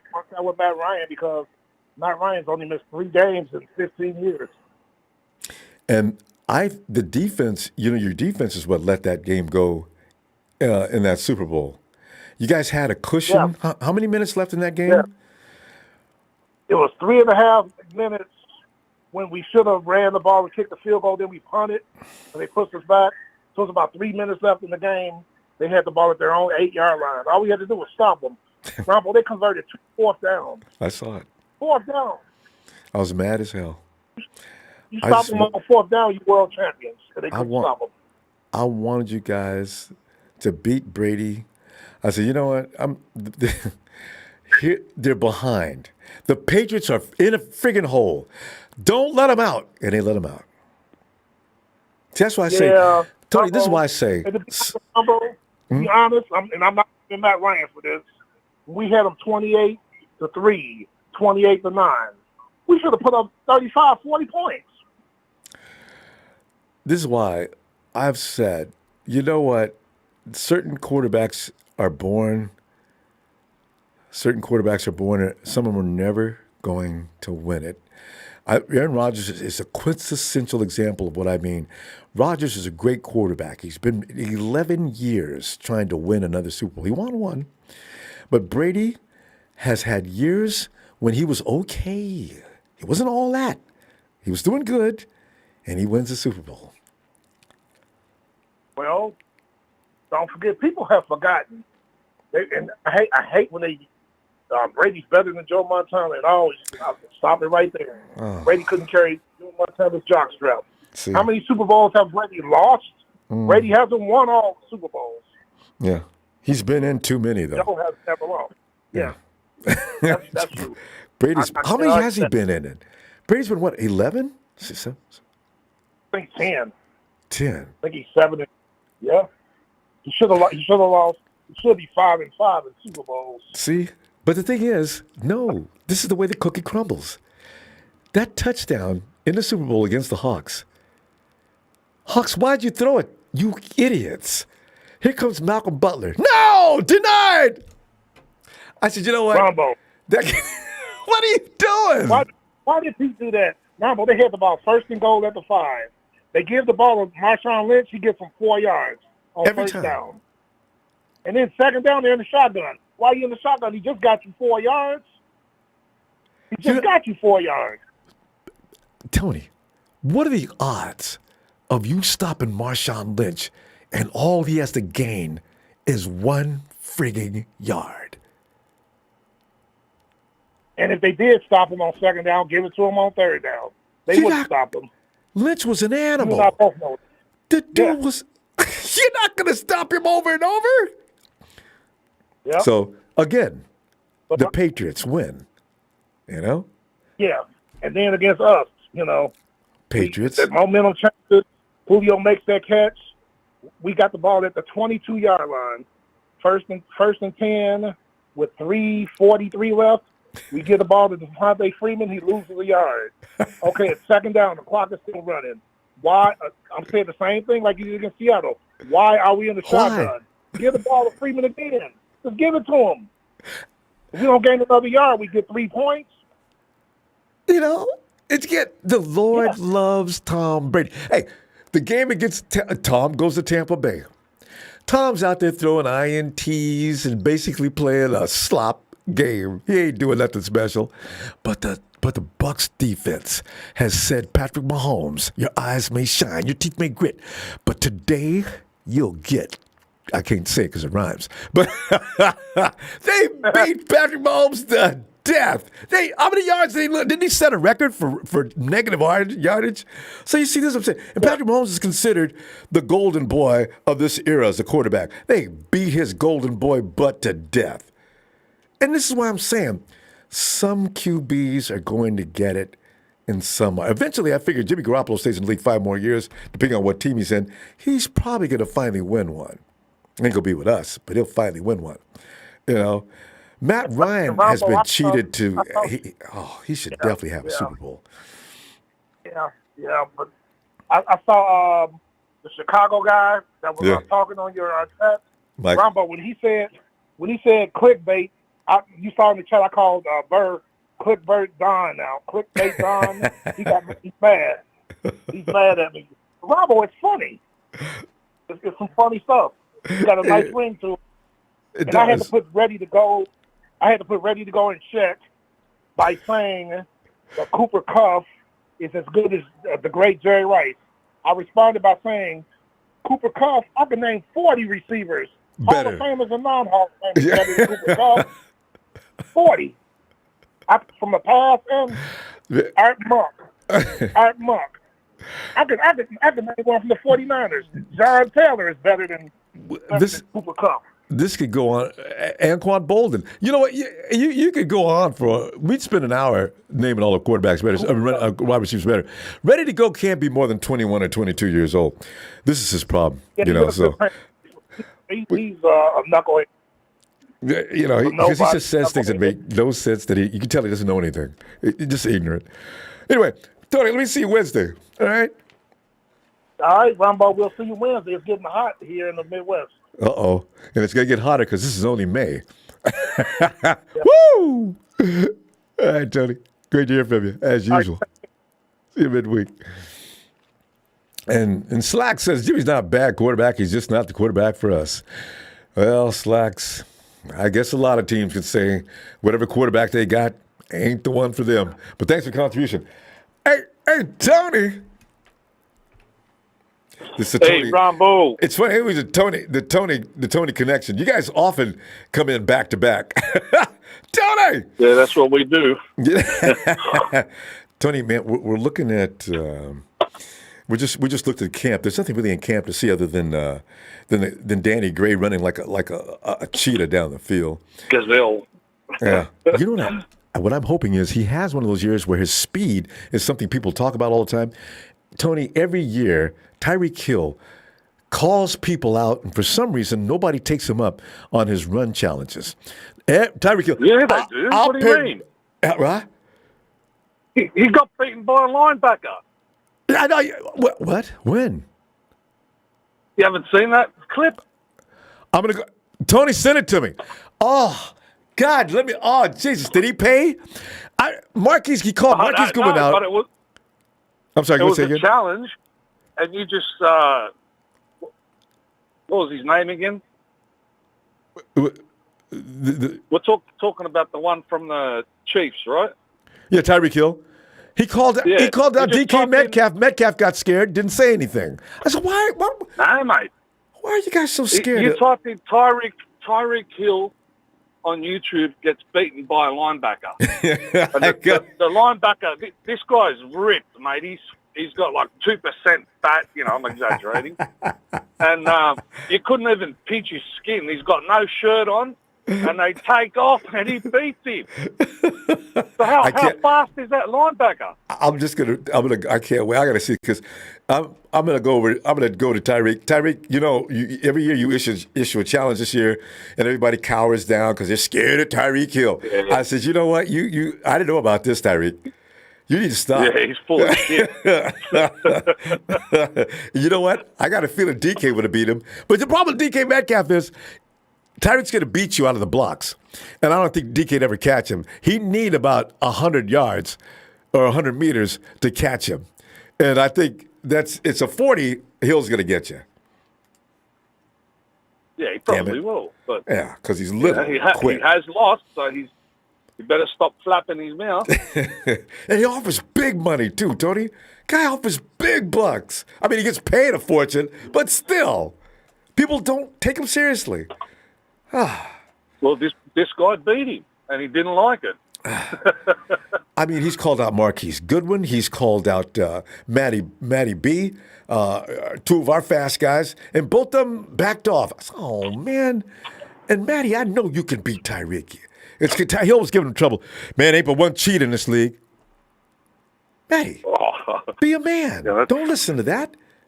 Tell him there's room enough for two cheaters in. If you don't like it, have a run off, and there'll be one cheat after that. God, hate it when he gets away with that. That's fine. Yeah, he's getting older. Going back to our guys. Yeah. There's going to be a few guys there that are going to give a little bit of a scare to some of the dudes that have been on the team for the last 4 years. Did you feel that already? Who are you thinking? Yeah, I am. I'm feeling it because I can't remember their names, but that fast dude, I think it was Gray or whatever, they asked him, where do you want to be? He said, well, I'm going to take the top off the defense, mate. Asking him about his speed, he goes, I won the 100 meters, or 10.4 or 10.2 or something like that. Yeah. In high school, he goes, I can turn the speed on whenever I want. I'm thinking, oh, mate. And there's a few of those boys that, versatile and not scared of the yak either. So it's going to light a fire underneath our veteran young blokes, and hopefully this is going to be... I'm looking forward to it because I think our offense is going to be stinging. Anyone makes a mistake, and it's going to be touchdown time. You know, we got a lot of you got Ray, you got Gray, Danny, and no matter what anybody says about Debo, you know what the thing is though, Tony, we talked about this the other day. Debo got winded a couple of times in this last season, right?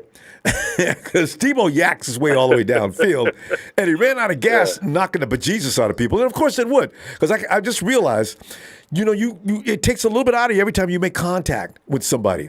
If you could just straight sprint down the field, yeah, you'd be fine all the way to the end zone. 70, 80 yards, no problem. But if you're wrestling with guys and banging all the way down, yeah, you're going to be a little worn out. And then the guy's going to come get you. And Debo got dragged down from behind, which is a cardinal sin for a wide receiver. No matter if you're slow, if you're out in front, just stay out in front. So, he's got to get in shape. Well, he does have to get in shape. I'm sure he will, but he just, learn to drop the shoulder in the right place and you'll be fine. Exactly. Get caught in stride. But, it's going to be interesting if Gray comes in there. But and you got to forgive him for that one when he said, I wasn't looking. I didn't see him coming. You know what? I understand that pass was that pass was from Purdy. It had to be. No, he's the only guy in camp. No. In the game, remember when he got smashed in the game? I can't remember against who we were playing. And, I'm talking about Debo Danny. Said, No, I was talking about Danny Gray. No. Wait, who are you talking about? Okay. No, Debo. Oh, Debo, yeah. When he's sitting there taking oxygen. I didn't see him. If I saw him, he would. The guy that smacked him. Yeah. Yeah, you got to forgive him for that one. He didn't have to see him come. I know he didn't see him. Because if he would have seen that dude, he probably would have threw him to the right or left of him. He never would have got a direct shot at him like that. Yeah. But of course, even that guy that I was saying to you, the safety, O'Neal Jr., done a spectacular one-handed catch there in the training or whatever you want to call it. I forgot about that. I did read about that. I saw that yesterday, actually. So, there's going to be competition. Tyreek Hill, he's full of shit, mate. He's been beat by a linebacker. It's going to be interesting to see because Mahomes and him had a connection. Let's see if Tua and him. Mahomes? Where? I can't stand people, commentators, these guys. Put him on top of the heap like he's the best thing since sliced bread. Where's he been the last 3 years? I know, right? You haven't heard of this guy. Huh? Let's you know how long it takes to recover from a Super Bowl? On average. To get back to a Super Bowl? About 5 years. At least. Because a team loses players, loses there. Tony, no matter what anybody says, after you've already made it to the top, you've got to get your mind back in place to get back to that type of thinking again. So players, especially if you get fat and you get paid, a lot of players are going to get paid after they make a Super Bowl team. You lose a little bit of incentive. Yeah, you're going to get paid. You've got the salary cap going against you. You know what I mean? You're going to lose players. It's not going to be the same team. You got to keep the attitude there if you want to get back there. But the way people speak about him, it was like, oh, mate, Patrick Mahomes, he should have gone to 4 Super Bowls by now, the way they were talking about him. This guy can carry any team. Can do bullshit. Quarterbacks. What happened to him against the 49ers in 3 quarters? He didn't know which way to run. Yeah, that's the thing, People understand teams, quarterbacks can carry you so far, but teams have to win the Super Bowl. It's going to take the full team. I've never seen Brady win a Super Bowl by himself. Even Montana, you got the guys he's got. No. You got to do it. It's got to be a team. You're not going to get one guy to win it. We're losing. Go ahead, finish that point because we got to go. 75% of the league is throw, like they're saying, we throw the ball. Well, that's why I want corners and safeties on my team, because 75% of the time we got a chance to flip the field on you, mother truckers. Hey, and Tony, and that's why we have frontline defense to keep that quarterback under siege the whole damn day. Tony, That's right. I'll see you Wednesday, okay? All right, brother. Right. Shout out to everyone. And I'm going to look for that clip. I'm driving now. So I'm going to go for Google it, and it. I'll send it to you. Yeah, because I want to see this. Well, I'm gonna post that up. I'll send it to you. All right.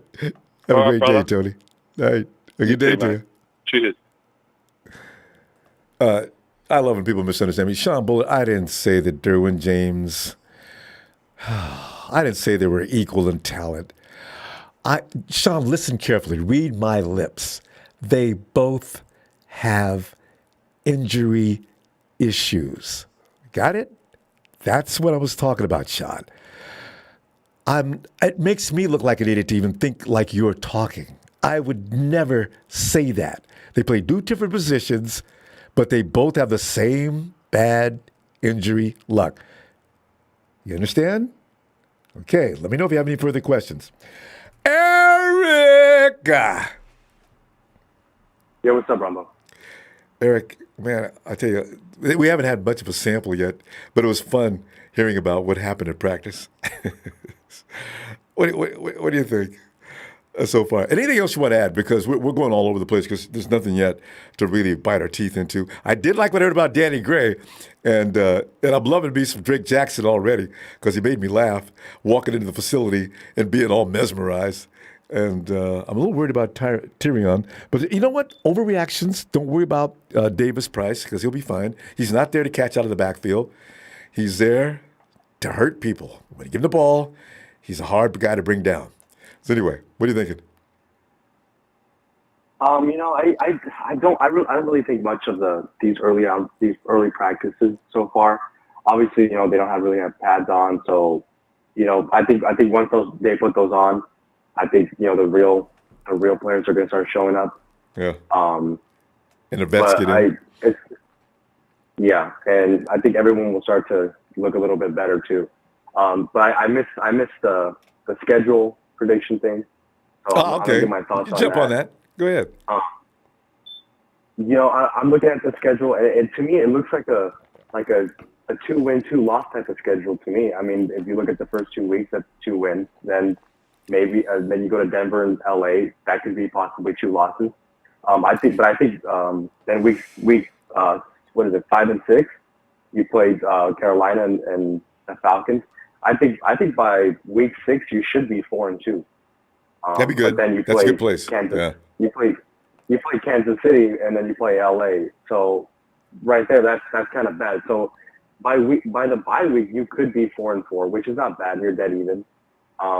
And then you play, the Chargers and the Cardinals. I'm assuming since that Cardinals game is pretty early on, I know it's week 11, but I'm assuming that Arizona's not going to slip at week 11. I'm assuming more more towards 14, 15. That's what their slip. So I'm assuming we're going to lose in Arizona. But then we play the Saints and the Dolphins. Again, I think it's like this 2-2 type of thing where 2 wins, 2 losses. But I think we'll beat the Saints and then beat the Dolphins. And then you have the Bucs, and I think the schedule kind of shifts. It doesn't turn into that 2-2 thing anymore. You play the Bucs, and then you play Seattle, Washington. I think you can beat them. I think you can beat the Raiders. And then I'm assuming Arizona's going to be, falling apart by week 18. You're late.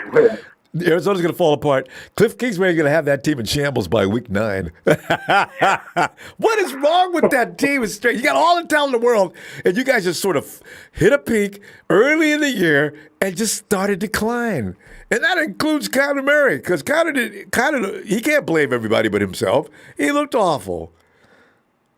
Yeah, it's kind of funny how everyone compares him with Russell Wilson, and they're kind of the same. They look like an MVP early on in the season, and all of a sudden they just fall apart near the end of the season. Yeah, if he remains like he does early on, if he goes the whole season look like he does at the beginning of the season, yeah, Kyler Murray's a bad boy.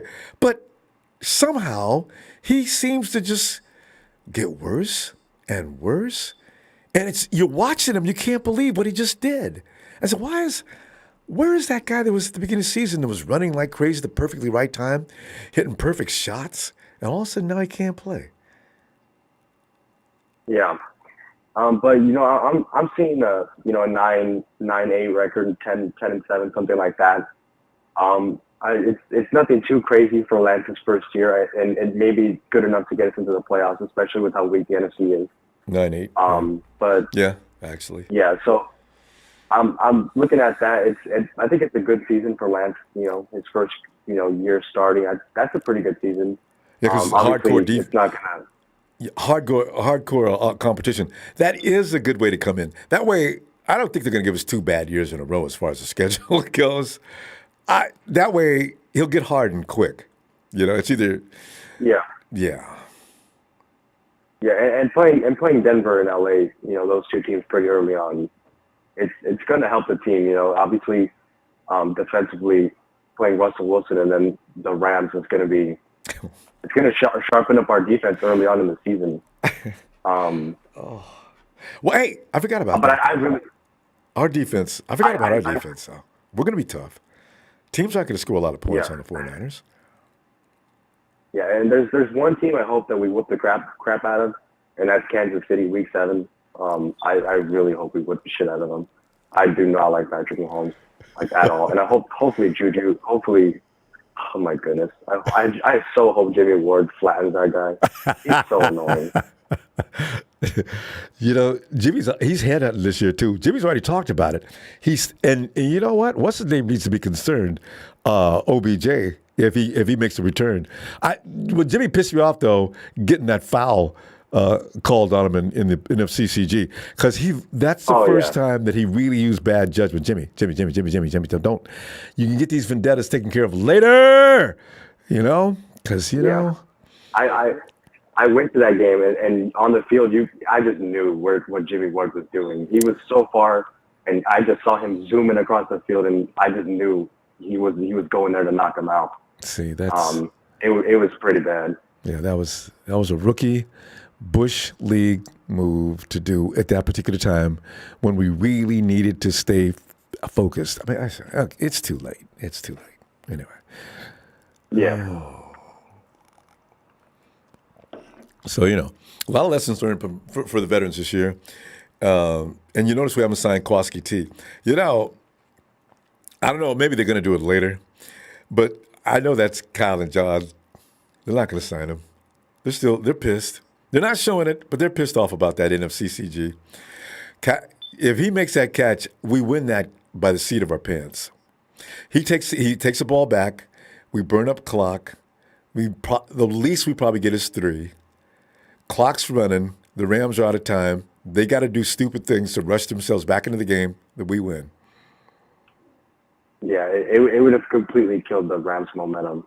It kind of kept them going there too. I believe he hit the pass after that play too. Yeah, they scored. Yeah. And then you got Jimmy. But you got Jimmy J-Dub going down the field, like you're saying, put penalty situation.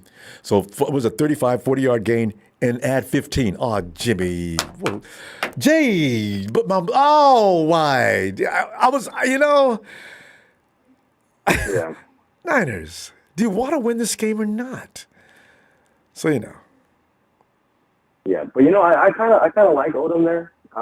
I know it's an unknown, but I think that sometimes you just need a fresh start. And honestly, I'm looking at this year as a year where they're gonna take a step back, look at what they've done, and then make a push in 2023 because this is Lance's first year. So find those young guys that are gonna be on your defense for years to come. I think Odom is gonna be one of those guys. I believe he was an All-Pro, right, in special teams. Yeah. As a matter of fact, the guy's never missed a tackle. This is like, I can't wait to see it. 49ers to give him a run at this position too. I think that's why Kowalski is the guy out on the outside looking in also, because you got Tuafonga, Odom. You got what's his name coming back from last year. We got a lot of guys that spot. More. Yeah, that don't cost as much money as Kowalski probably costs. We're gonna go though, Eric. Yeah. I'll be back Wednesday, and hopefully see what develops. All right, man. Have a great night. I'll catch you later. Looking forward to it. Oh man. So anyway, as the sun slowly sets, in the Rams West. Rams, you guys come in here and have a fun time coming here every chat. You guys only got a few weeks to go. I'm telling you right now, the season starts, you do realize payback's going to be a biatch. So you go ahead and have your fun now off season. Boy. Hey, Marketing Pro, you seem like a sharp guy to especially when I compare you to ready to go. You need to educate him. The guy, send him some reading material. The guy has no idea what he's talking about when it comes to football history. And then he says things that make him look like he's embarrassing your entire contingent of folks. Really? The guy is like so confused. So anyway, but not fam. I tell you what, I'll say, no Monday Night Raw this week, but I will be back midweek, and let's talk some more 49 football. Have a great night. Please, don't forget to subscribe before you leave. Thanks for that contribution. I got one tonight. All right. And I'll see you midweek.